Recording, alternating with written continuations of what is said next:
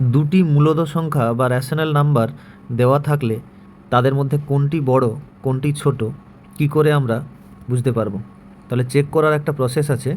দুটি মূলদ সংখ্যা বা রেশনাল নাম্বার দেওয়া থাকলে আমরা কিভাবে তাদের মধ্যে বড় এবং ছোট চিনব?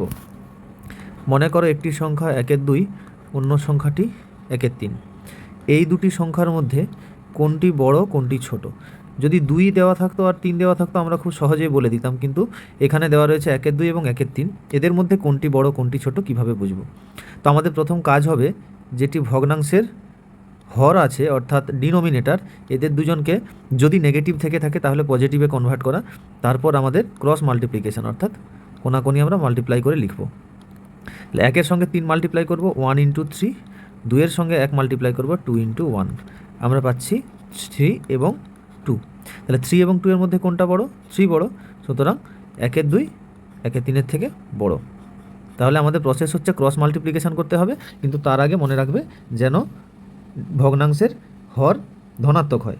মনে করো একটা প্রবলেম দিচ্ছি, 8/-3 এবং 19/6 -6।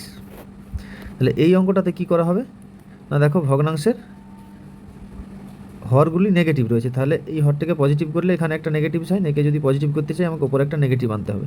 এইবারে দেখো দুটি হরই পজিটিভ হয়ে গেছে। এখন কিন্তু আমরা এই দুটোকে ক্রস মাল্টিপ্লিকেশন করে লিখতে পারি।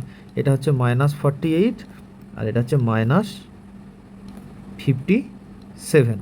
এদের মধ্যে -48 ইজ গ্রেটার দেন -57, তাহলে আমরা এখানে বলতে পারি -8/3 ইজ গ্রেটার দেন -19/6।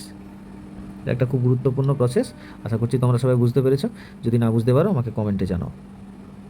ধন্যবাদ।